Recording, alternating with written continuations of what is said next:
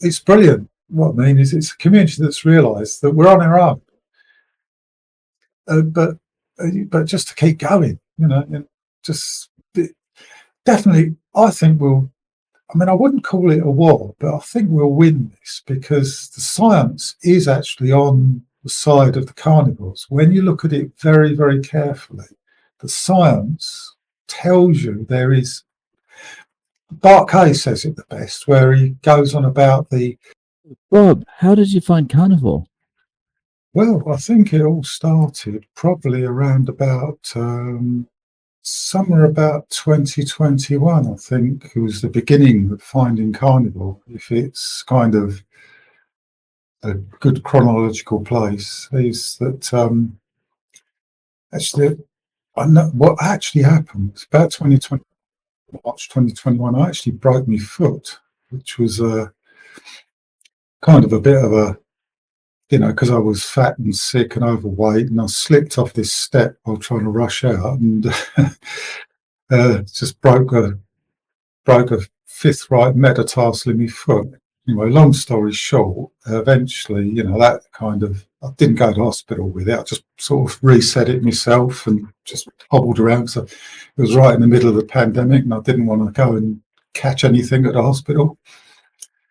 So that sort of healed up. And then about May that year, I was diagnosed with B12 deficiency. That was probably about May 2021. And by June, July 2021, it was like, it had got me a bit worried about my diet and all the rest of it. And I initially discovered keto and realised that I should cut out all the processed foods. And so I'd cut out all the processed foods, which was all the sort of bread, potato and starchy stuff and biscuits and all the processed pizzas and all the gloop, as I call it now. And I lost a load of weight by that December. I was getting a lot better. So I carried on through 2022. And then I think about mid-2022, I was starting to listen to Ken Berry and folks like that. And it kind of encouraged me to go a bit further. So I went from keto to progressively more carnivore, probably about November 2022. And, it just carried on from then, really. I think around about that time, November 2022, is when I was sort of gradually cutting out everything and realising that, all this hype about saturated fat being bad for you is nonsense. That, much better off just eating what we're supposed to eat. I think about then, probably about December 2022, I cottoned on to Bart Kay and his take on it all. And that was it, really, for me. It was just, I'd say I've been carnivore for about a year now.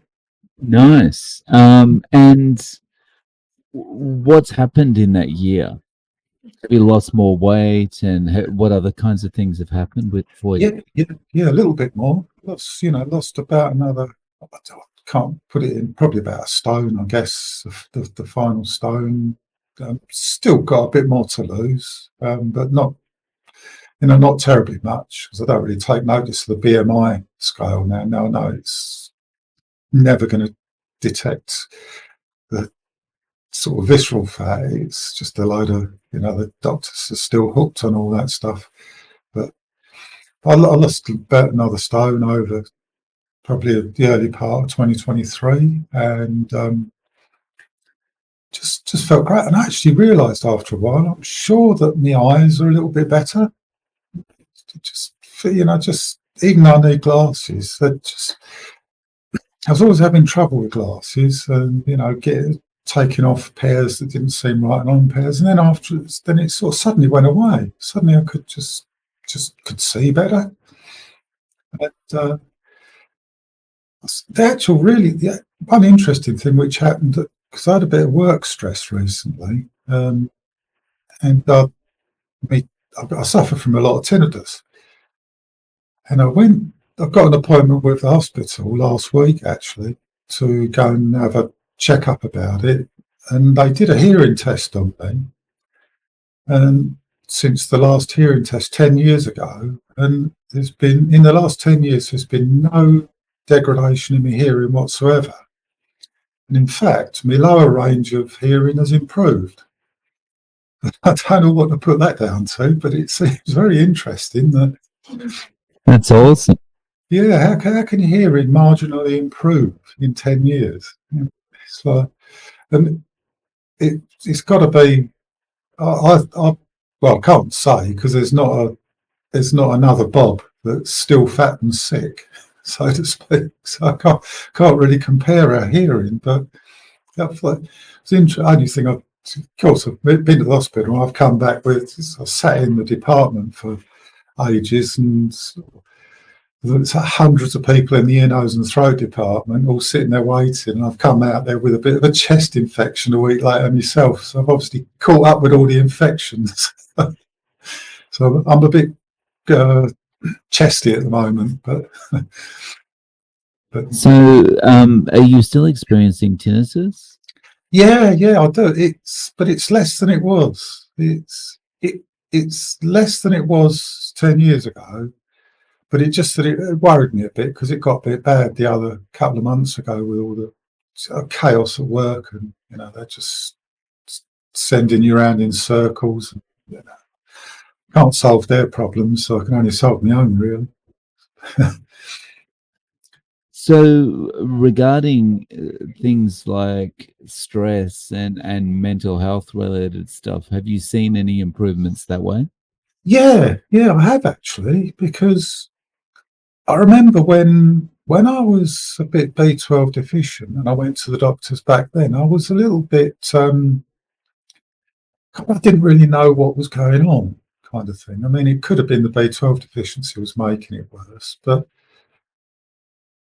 I've noticed I've sort of since I've gone carnivore, it just seems a little bit different. I just don't. Things do bother me, but they don't seem to bother me quite as much because I'm not sort of. I guess I'm not on that roller coaster anymore, where you kind of like before I went keto all that time back, and it was always like, oh, it's morning, I've got to have some breakfast, I need some food right now, kind of thing.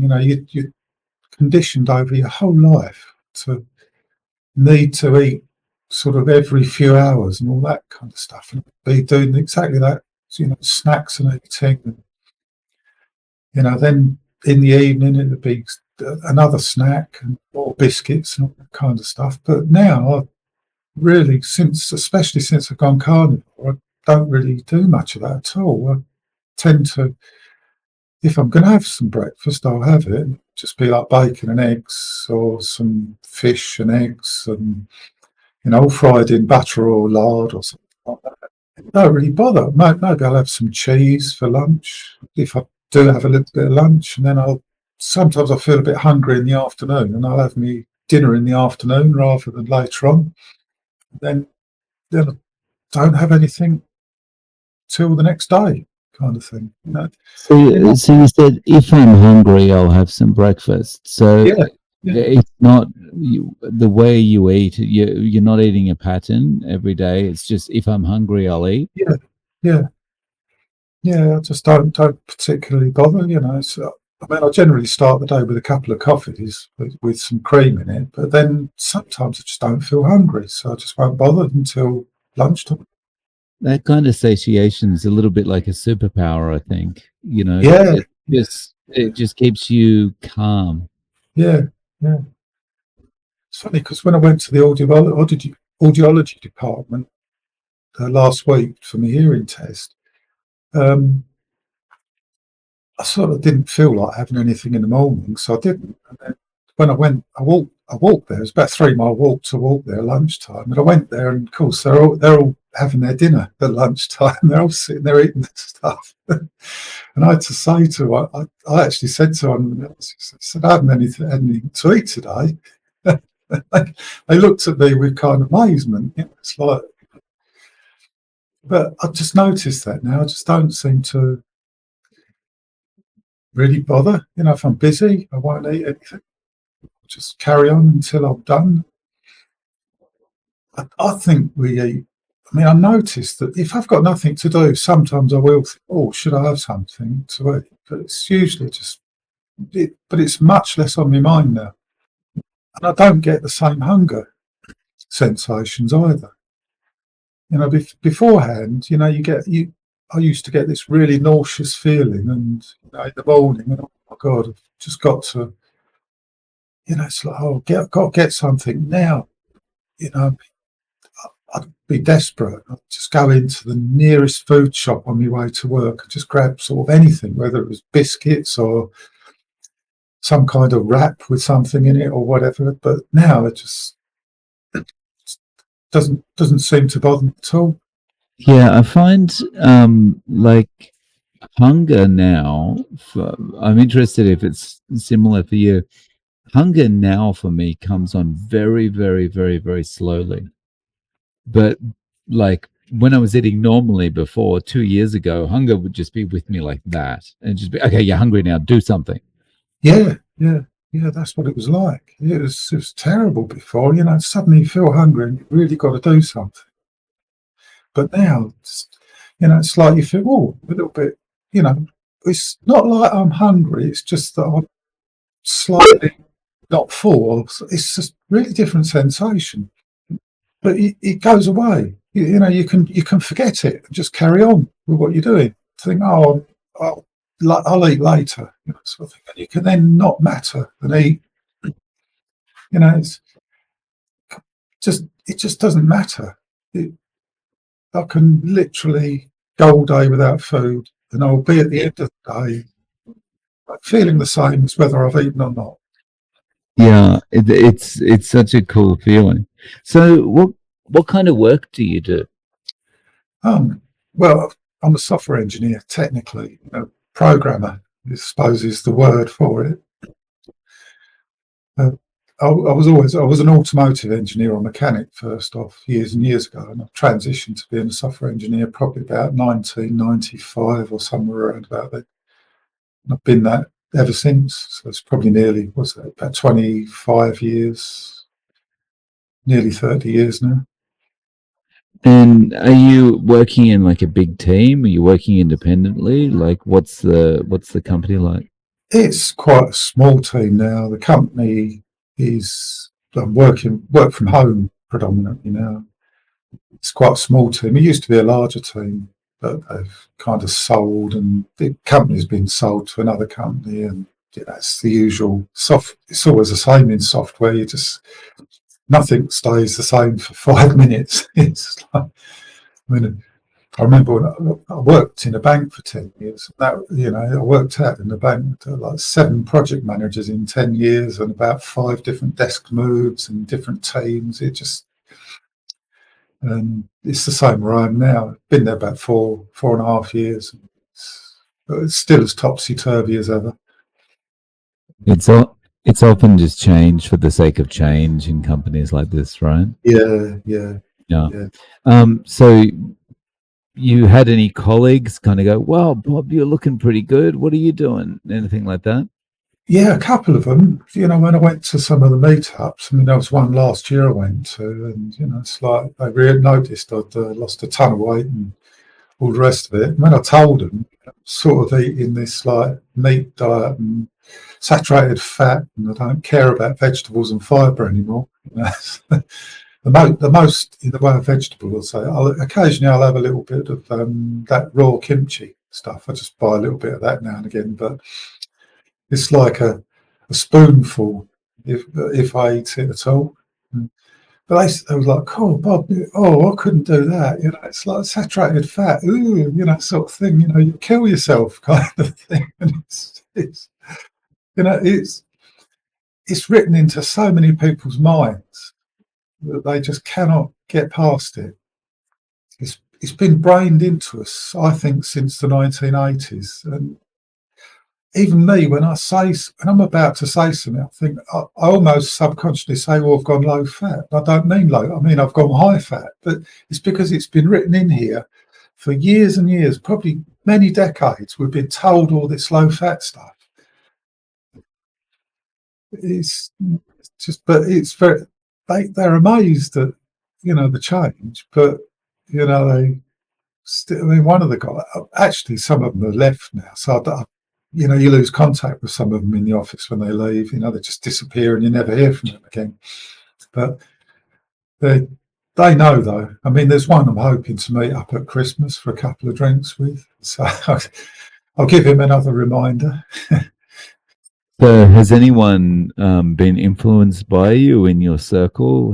Have you anyone given it a try? I think a couple of my neighbours might have, they've seen the change in me too. So I never know, they might pick it up. Sort of really hoping it sort of catches on. I think the biggest message people need is that, because even that it's because it's just ingrained in us. It's very hard to change this thing. And I think I mentioned it to someone the other day, and they said, "Oh, I couldn't give up bread." And I thought, "Oh no, it's madness." I hope they get the message eventually. But it's so hard to get people off that absolutely indoctrinated message that they get from everywhere. It's in all the mainstream media still on all this nonsense about whole. I mean, that you've got to eat wholemeal bread and you must eat your legumes and your whole wheat and all that. Breakfast is the most important meal of the day. It's rubbish. It's just utter rubbish. I mean, it just I don't know. I feel like I'm I mean, I know there's lots of other people that have cottoned on to how good carnivore is for us, but it's just complete amazing cognitive dissonance or something like that. I don't know what the right word for it is, where people just, it's like the truth standing in front of us, but we just don't see it until we really discover. We have to take the plunge ourselves. Just try it, I think, is the thing. I remember when I said to someone, I've been reading one of Dr. Ken Berry's books, That Lies My Doctor Told Me.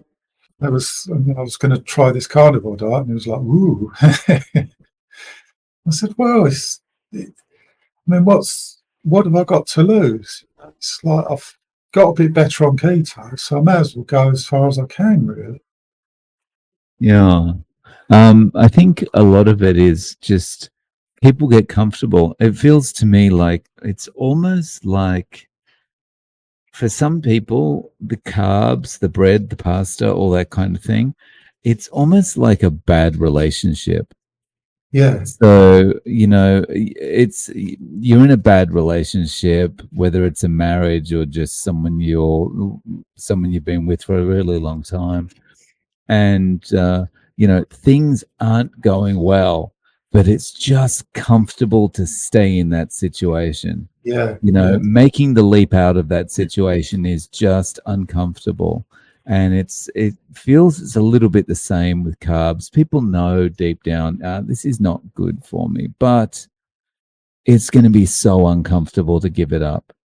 yeah, yeah. I'm sure of it. I mean, I could see that in myself back when it was just there, and it's like I couldn't, even though it was bad for me, I just couldn't see it properly in my own. Because I was always, because you're always reaching for them again in another few hours, so, and you feel better as soon as you've got short-term improvement. As soon as you've gone and shoved a load of biscuits down your neck, and you've had another cup of coffee with them, and you think, "Oh, that's better. Oh, I'm saved again," kind of thing, and not knowing that in 3 hours after it's done all its damage to it's once. I mean, a lot of people, I think, as you say, they're in that relationship, they're just stuck with it. They can't see that that's what's actually causing them all the issues. once once I'd gone carnivore and just got the confidence, I'd gone increasingly carnivore, and then got the confidence to could go a bit further. That was it for me. Then hearing list, what a lot of people don't seem to get is that when the media point out all this stuff, there's people behind them telling them to keep people on the carbs. And I'm sure of it. I mean, you look in the shops and it's there, it's in their faces. As soon as they go in shops, it's just boxes and packets everywhere. They don't put the meat counter first. That's like tucked away. And it's always, you've got to eat all these fruit and veg all the time, and you've got to eat these boxes of stuff. It's and the most nutritious part of the boxes of stuff are the boxes. Yeah, probably. Yeah. It's kind of terrible, really. It's just cardboard. Well, it's funny now because when I go in, I look at what other people have got in the baskets, and I look at what's in my basket. It's like a shocker because I've got like 5 times less in my basket. I can go in for a weekly shop, and I'll just come out there with a few packets of bacon, some butter, and some lard, and a few steaks, a couple of boxes of eggs. And it's amazing because it's just so simple as well. That's what I think a lot of people don't. It's simplicity in itself. Don't need all the other complicated stuff. I don't need my taste buds played with, if that's the way of putting it. It's you know, it, it, there's to me, just eating bacon and eggs is just perfect, or eating a nice steak is just perfect. You're happy after that. You've had your meal, you can not eat for many hours, and I think it's cheaper in the long run. Pretty convenient. Definitely. Yeah. I think when you're in the supermarket with your basket full of meat and cheese and butter and eggs, Yeah. that you're looking at the other people's shopping trolleys like, what are they doing to themselves with all that processed junk? And they're probably looking at your basket going, he's going to give himself diabetes with all that Yeah. meat. Yeah. I heard that the other day. That they've wheeled out another study that's saying red meat's associated with diabetes, and then, well, I mean, because I've kind of seen now I've seen the truth. I can't unsee the truth that they're actually talking complete nonsense. And I saw that study come out. The media seemed to wheel it out again, and all the usual plant advocates are on it saying, "Oh, how terrible it all is." And then when you look at the evidence inside that study, when you listen to the likes of Bart Kay or Ken Berry have a look at it, or even Dr. Chafee, I think, might have mentioned it. Look, this isn't a new study. They're just using regurgitated rubbish of associated stuff and questionnaire-based stuff from years ago. There's nothing new in them studies. And I can't remember who said it, whether it was Bart Kay or one of the others, that deep entwined in the study, the only way they could associate meat with any kind of problems was just fiddling with the numbers. They really, it's, people need to think that's how on earth could meat do that? How can something where there is a trace of carbohydrate in meat, but it's just next to nothing. It's just normal. It's minuscule, and then the protein eventually will become sugar. Apparently, that's one of our metabolical pathways. Once you want to look at that a little bit harder, if you eat way too much protein, some of that does go down a sugar pathway, but it's nothing. It's you won't do it because you can't do it on meat. It's just impossible to overeat it as well. You try and just eat. Um, just try and eat 5 steaks and see how many you actually possibly can eat. You won't. You'll stop. You will really stop at about. I mean, I stop at about 1 steak. Just don't. After I've eaten 1 steak, that's it. I don't feel hungry. You won't do it, but it's It's not not. the same with donuts, though, right? Oh no, yeah, you're right there. Donuts, you'll finish the box, and it's the same with Doritos, all that kind of rubbish, which turns straight into sugar because it's starch, so it'll be sugar almost immediately. Everything down that route. I mean, that's what I was like years ago. I'd go and buy a packet of biscuits, but they'd be gone in 5 minutes, and then I'd eat another packet of biscuits, and I'd buy those big multi packs of crisps. I couldn't just eat one bag of them. I'd eat all five. Yeah, my daughter's got her Halloween treats that she collected sitting in a basket in the kitchen.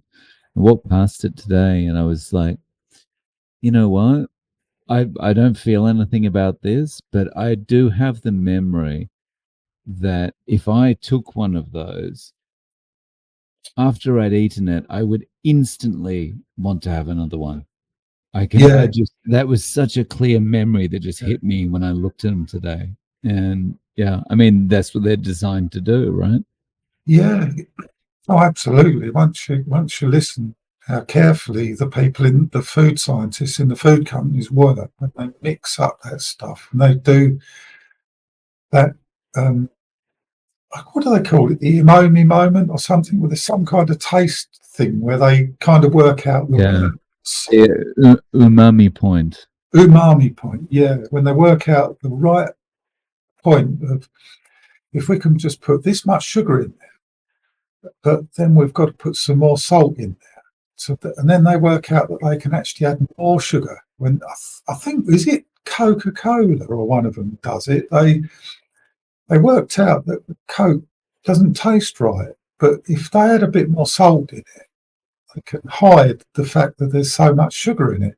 Kind of fiddle with it with all kinds of stuff until they get you to that point where you're absolutely just banned. But yeah, I should imagine it's that umami bit. And then it's the same with Coke. Years ago I used to drink cans of Coke quite a lot, and you could always have another one. Half an hour later, you could have another can of Coke. Yeah, one's not enough. Yeah, Whereabouts are you living in the UK? I'm down on the southeast point of the UK.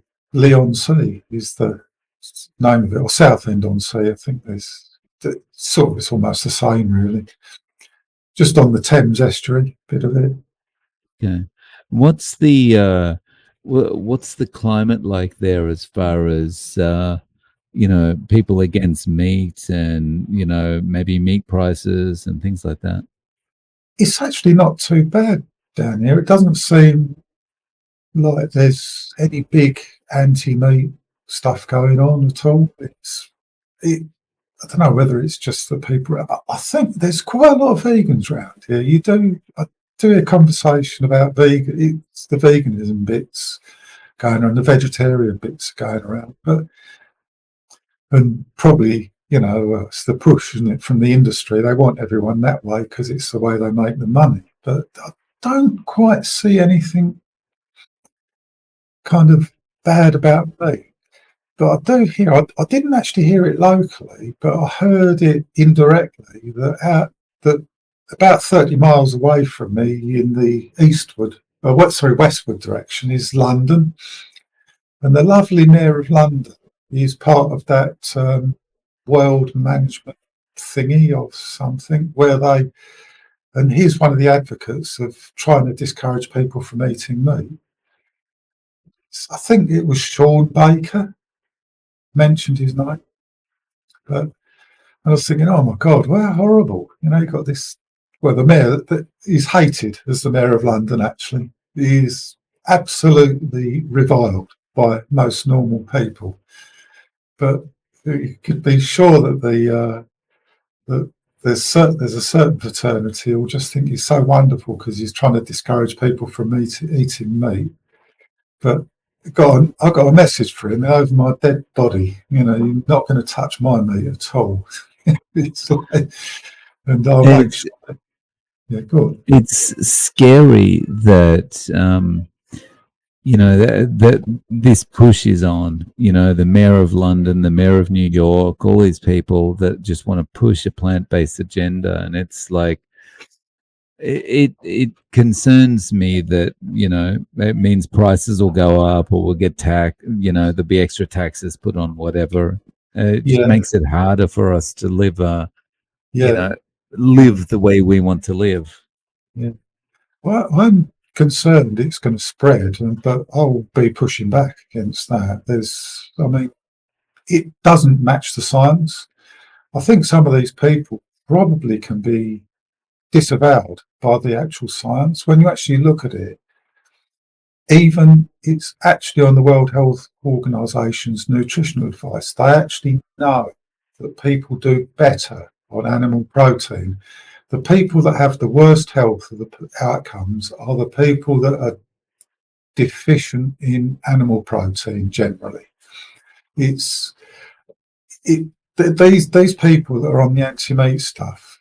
It's some kind of confirmation bias or virtuous stuff or sounding good, or that I think that they're also being pushed into it by this planet agenda with all the terribleness of how this meat is an environmental problem. So they use the environmental problem plus the welfare problem against me, and that is, from what I can see, there's no evidence of the environmental problem. My way of thinking about it is that if you actually look at ruminants, wild ruminants, they're actually beneficial to the environment because the wild ruminants fertilise the pastures, which means that a lot of other species can live off of that throughput. Grass eating and cellulose eating ruminants eat something that a lot of other species don't do well on, which is grass basically, which kind of grows itself. You don't need all the fertilizers and pesticides and herbicides to grow to have prairies and grasslands. They've been there for millions, if not billions of years in some shape or form. And the ruminants have evolved perfectly to that niche.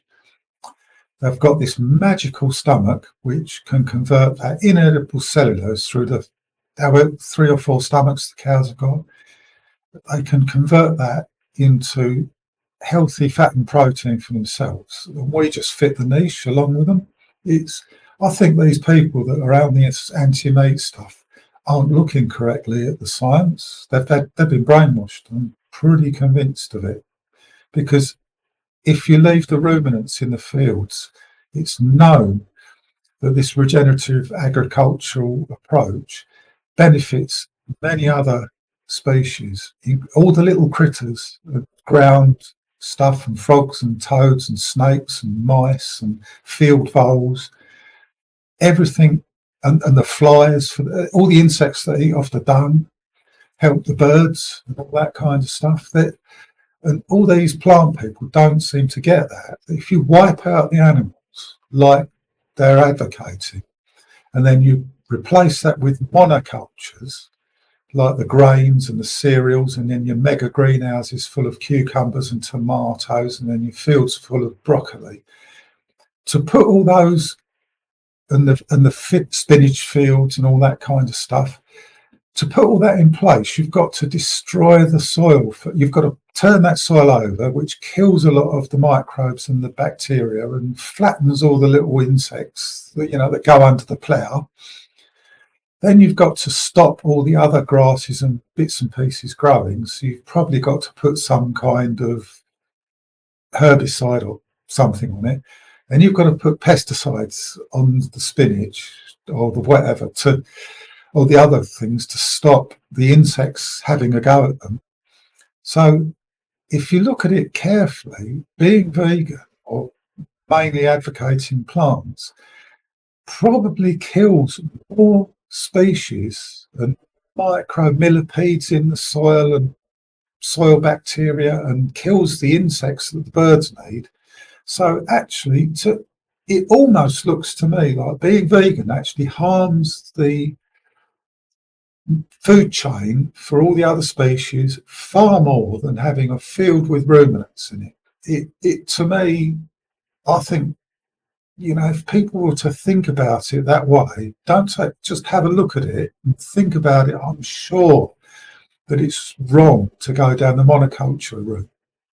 I mean, back in the years and years ago in the UK, our farming, even though it was a lot of agriculture and wheat and grain based agriculture, they had a lot more cattle, but they used to have what they called more like market gardens, and they only used to grow more like seasonal fruit and veg. So the market garden type of model was much more contained. There was, many more smaller places where you got, maybe you had your apple orchard and other bits and pieces, and you only had seasonal carbohydrate foods. You didn't have massive amounts of it all the time.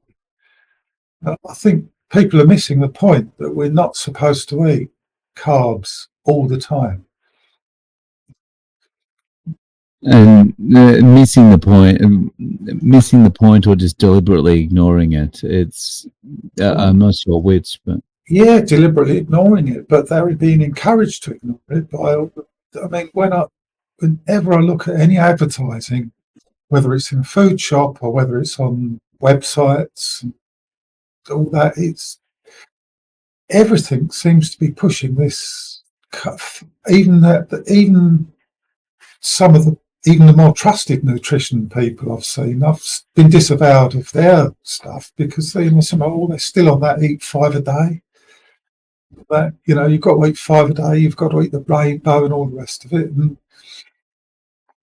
it's been proven untrue. That always makes me laugh. What other species thinks about eating the rainbow? Yeah, they don't. They just go out and eat. It's like, when have you ever seen a squirrel holding up a sign saying, "Where's my potassium?" or something like that? They don't do it. The squirrel just goes out, looks for what it actually eats the nuts, buries what it doesn't want to eat, just gets on with it. You don't see deficient squirrels. They just get on with it. It's astonishing. We're the only. I heard it. There's a sleep doctor called Stasha Gomniak, she's quite astute on a lot of nutrition. She's not a nutritionist, but she's astute on something which we've missed. And she said, we're the only dummies that have gone indoors. And we go highly vitamin D deficient because we're not outside rolling around in the dirt and, in the sun all the time. We cover ourselves up, and we're apparently, if there's a wild amount of vitamin D deficiency where people, and you shouldn't overdo it on vitamin D, but you should know what your level is. But you go vitamin D deficient, then you lose all your B vitamins apparently, or they go a bit out of whack. But it's all because we're indoors, hidden from the sun, and we're eating the wrong foods, or the stuff that just makes matters worse. So for you, what are your goals as far as diet and exercise and things for the future? What's your outlook? Oh, just to carry on the carnivore diet. Now I've found out what that actually means and how well you feel after you've eaten, some decent ancestral appropriate food, as I call it. You're not going to get me away from that. That's it. I know I can now feel the right signals. When I eat that food, I feel satiated and just, happy. And from an exercise point of view, I don't do a wild amount of exercise. I just go for walks. It's really all I do. I try and walk about a mile a day because technically there is some scientific evidence that it's very important to walk a little bit each day. It's got some. There's another thing which is it's a bit off topic but it's about having stuff coming towards your eyes all the time. It does something. There's some biological feedback mechanisms where you're actually meant to be moving from time to time, like we were ancestrally, many hundreds of thousands before. Now we just sit in front of computers, or we maybe walk to a station a very short bit, or get in the car and go somewhere. We never really, although actually the car bit there might be a bit of movement in the car, while you're driving, you're observing, but it just my main goal is just to get out and walk every day if I can. Um, carry on the diet, ignore all the mainstream stuff because they're clearly having an agenda going on there. They want everyone compliant, I think, is my way of putting it, without being conspiratorial. It's hard to read their minds exactly, but it looks very much like they just want everyone compliant, and that's the easiest way to get people compliant is to get them on carbohydrates, because they're stuck with that if they don't see the truth, because they need it every few hours. I even saw it back about a year ago. This is interesting. This is just how the media works. I saw it on I think it was a BBC News website, when we're having all this food crisis about food prices going up and energy prices skyrocketing, and it's on their website how to keep warm in winter. And the BBC were on the most important thing. Oh, you could eat some porridge in the morning, sort of like, I was thinking, lovely, it's like just nonsense. It's just probably the worst thing to eat in the morning. It's like, best thing you can eat in the morning if you are hungry is just have some eggs and bacon. Just and ignore all but that's the point. All that mainstream media stuff is. I just don't watch any of it, to be quite honest, anymore. Yeah, I kind of, I'm always in two minds about whether this is all, agenda based, or whether this is just, they'll say whatever they think they need to say to get a click. Yeah, I'm not sure which one it is, or maybe it's a combination. yeah, exactly. Yeah, it could be the case. I mean, it could be these people and journalists and writers and everything and correspondents that they use. They don't know really what to say. They probably encouraged a little bit from their management. They probably aren't thinking themselves, because they're stuck in the same loop. They how could they're probably carb addicts themselves and not knowing it, that it's that, like what you said earlier, that sort of relationship that they're stuck in. Bob, do you have an Instagram or a Facebook or a YouTube or anything if people want to reach out to you? No, I don't actually. I'm kind of very kind of social media absent in that respect. I have actually got a Twitter account, but I don't use it for much. I had one years ago, and I got fed up with it because I thought, this is just giving me a bad mood. It's like terrible, because you get involved in all those tweets, and then it all becomes a bit reactionary, and then you're being trolled and all that sort of nonsense. I just deleted the account. And then I reopened one the other day. Maybe this is carnivore too, because I opened up a Twitter account about 8 months ago. I just never use it.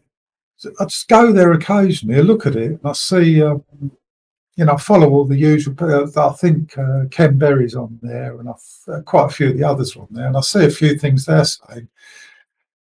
I usually just like their tweets, just don't say anything, because there was one the other day.